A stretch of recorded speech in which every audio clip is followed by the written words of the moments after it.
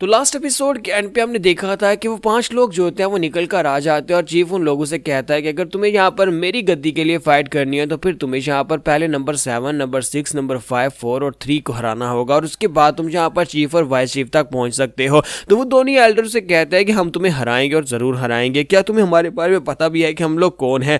हम लोग हीनान के नोटोरियस डीमंस हैं, हम लोग मार्शल मास्टर्स और हम लोग यहाँ पर तुम्हारे जैसे किसी बेवकूफ इंसान के नीचे तो बिल्कुल भी काम नहीं करने वाले। तुम्हारे जैसा एक बेकार इंसान जो कभी यहाँ पर एक ड्रग पैडलर हुआ करता था और तुम्हारी मार्शल आर्ट्स की टेक्निक भी बहुत ज्यादा घटिया है। और इसी के साथ ही वहां पर उसके लोग जो होते हैं वो भी मजाक उड़ा रहे होते हैं और कहते हैं कि हाँ यहाँ पर इसे लगता है कि ये अपनी heaven and earth blade technique के साथ यहाँ पर हम सभी के ऊपर राज कर सकता है। इसे लगा था कि यहाँ पर ये चीफ बनकर बैठा रह सकता है, हमें यहाँ पर तुम्हारे बारे में सब कुछ पता है। तो सेकंड ब्रदर वहां पर काफी गुस्सा हो रहा था, तो चीफ उसे कहता है कि सभी लोग शांत हो जाओ, यहाँ पर इन्हें जो बकवास करनी है करने दो, क्योंकि थोड़ी देर बाद पता चलेगा क्या ये लोग यहाँ पर अपनी बकवास को दोबारा कर पाते हैं या नहीं। तो इसी के साथ ही दिखाते हैं कि उनमें से एक एल्डर जो होता है वो आगे बढ़ता है और आकर हमारे चीफ के सामने थूक देता है। वो उसके सामने थूकता है और उसे कहता है कि आज का वेदर कुछ ज्यादा ही चिली है, मुझे लगता है कि मुझे जुकाम हो गया है। अब जल्दी से बताओ कि यहाँ पर फाइट कैसे स्टार्ट करनी है, किसके साथ यहाँ पर स्टार्ट करनी है, ताकि हम लोग यहाँ पर इस फाइट को खत्म कर सके और हम लोग यहाँ पर टॉप के ऊपर बैठ सके। जबकि हमारा जोखा वहां पर पीछे खड़ा होता है, हमारा जोखा बहुत ज्यादा गुस्सा हो रहा होता है। हमारे जोखा को वहां पर गुस्से को कंट्रोल करना होगा, क्योंकि जब यहाँ पर फाइट स्टार्ट होगी तो सबसे पहली बारी तो उसी की आने वाली है।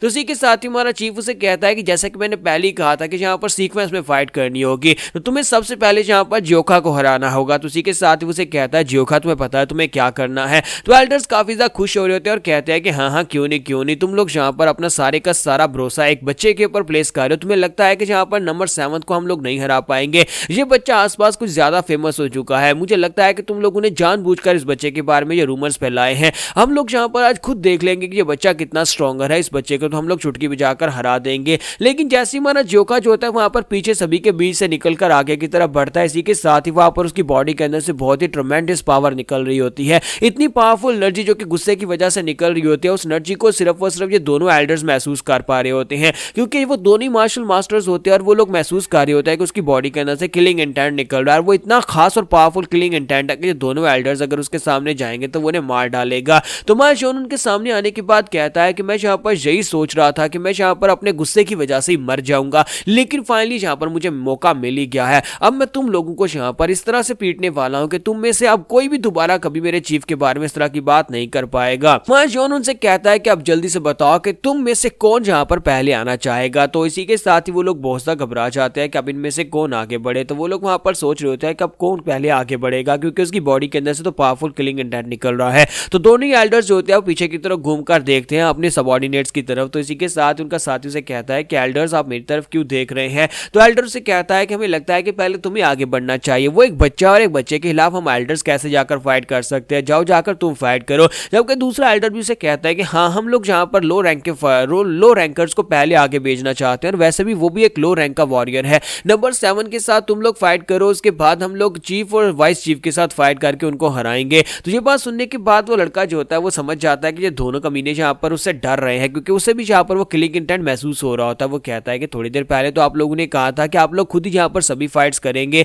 अब यहाँ पर आप लोग ऐसा क्यों कह रहे हैं कि मुझे फाइट करने के लिए पहले जाना है। तो इसी के साथ ही वो लड़का कहता है कि मेरे पेट में यहाँ पर थोड़ी सी गड़बड़ हो रही है, मैं आज यहाँ पर ये रैंकिंग फाइट नहीं कर पाऊंगा। और साथ ही वो सोच रहा होता है कि उस बंदे को देखकर लग रहा है कि वो बहुत ज्यादा डेंजरस है। मेरी सिक्स सेंस मुझे कह रही है कि अगर मैं उसके सामने गया तो वो मुझे मार डालेगा। इसी के साथ ही वहां पर दूसरा टकले वाला जो होता है उसे धक्का देता है और सामने की तरफ गिरा देता है। तो वो लड़का कहता है कि ये लो अब तो यहाँ पर मेरी वाट लगने वाली है। तो हमारा जोन उसे कहता है तो पहले तुम हो। तो उसे लगता है जैसे उसके सामने एक बहुत ही बड़ा दानव खड़ा हो जो कि अपने पांव के नीचे उसे स्टॉर्म करके मार डालेगा। और वो लड़का सोच रहा होता है कि अब मैं यहाँ पर क्या करूं, अब मेरी बारी तो आ ही चुकी है, लेकिन मुझे यहाँ पर अब फाइट करनी पड़ेगी। यानी कि उन लोगों ने मुझे यहाँ पर भेज ही दिया है, तो मैं सारी जिंदगी यहाँ पर लो रैंक्स के ऊपर तो बिल्कुल भी नहीं रहने वाला। अगर मुझे यहाँ पर इस फाइट को जीतना है तो फिर मुझे कोई चालबाजी करनी होगी। तो वो लड़का सोच रहा होता है कि मैंने सुना है कि ये लड़का जो है ये तलवारबाजी का माहिर है, तो अगर मैं यहाँ पर इसे किसी तरह से पंचीज के साथ फाइट करने का कहूँ तो फिर मैं इसे हरा पाऊंगा। तो इसी के साथ ही वो लड़का उसे कहता है कि मेरा नाम चुल इल्बू है और मैं यहाँ पर तुम्हारा दुश्मन तो नहीं हूँ, क्योंकि हम लोग यहाँ पर रैंकिंग फाइट कर रहे हैं तो हमें तलवारें यूज करने की जरूरत नहीं है, क्यों ना हम लोग यहाँ पर पंचीज को यूज करें। तुम्हारा जोन कहता है हाँ क्यों नहीं, चलो पंचीज को यूज करते हैं। और इसी के साथ ही वो लड़का बड़ी तेजी के साथ जंप करते हुए आगे बढ़ता है ताकि मैं जोन को जाकर पंच मार सके।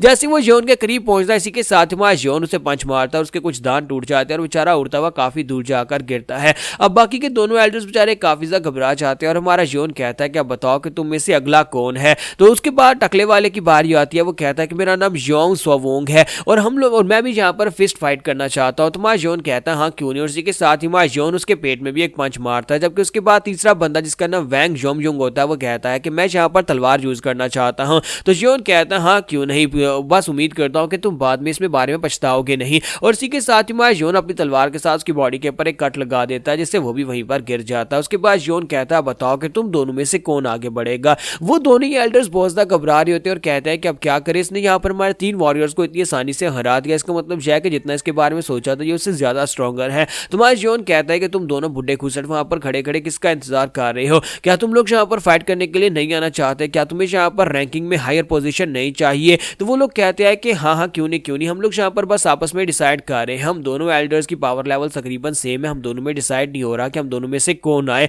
तुम्हारा जोन कहता है मुझे इस बात से फर्क नहीं पड़ता, दोनों में से जो मर्जी यहाँ पर आ जाओ। जब किसी के साथ ही एल्डर जो होता है वो काफी ज्यादा गुस्सा भी हो रहा था और कहता है कि इस लड़के को देखो तो जरा, 3 लोगों को हराने के बाद ये अपने आप को कुछ ज्यादा ही एरोगेंट समझ रहा है, अगर ऐसी बात है तो फिर मुझे यहाँ पर इसके साथ कोई चालबाजी करनी होगी। तो एल्डर इसी के साथ ही अपनी जेब के अंदर हाथ डालता है और अपना फैन निकाल लेता है और अपना फैन निकालने के बाद से कहता है कि मेरा नाम बेग ग्यो है, मैं किसी ऐसे बंदे के खिलाफ अपनी तलवार को नहीं उठा सकता जो कि सेम स्ट्रॉन्ग होल्ड का हिस्सा हो, यानी कि तुम भी हमारी टीम का हिस्सा हो, तो मैं यहाँ पर तुम्हारे खिलाफ तलवार कैसे यूज कर सकता हूँ। तुम्हारा जोन कहता तो फिर ठीक है, मैं भी यहाँ पर अपनी तलवार को यूज नहीं करूंगा। तो इसी के साथ ही एल्डर जो होता है वो काफी ज्यादा खुश हो जाता है और कहता है कि लो मैंने इस लड़के को यहाँ पर बेवकूफ बना दिया, इससे शायद अंदाजा नहीं है कि मैं अपने फैन को भी तलवार की तरह यूज कर सकता। और इसी के साथ ही एल्डर अपना फैन लेकर अटैक करने के लिए आगे बढ़ता है, वहीं पर से अपने फैन को घुमाकर जब जोन के ऊपर अटैक करता है तो मार जोन अपने बाजू के साथ उसके अटैक को ब्लॉक कर लेता है और इस बार मार जोन को काफी दिक्कत हो रही होती है। तो इसी के साथ ही एल्डर काफी ज्यादा खुश हो रहा था और उसे कहता है कि अब देखते हैं कि तुम यहाँ पर मेरे खिलाफ क्या ही कर पाते हो, मुझे लगता है कि तुम यहाँ पर अपनी तलवार के बिना कुछ भी नहीं कर सकते, तुम्हें क्या लगा था कि तुम यहाँ पर एक नॉर्मल फैन से फाइट कर रहे हो।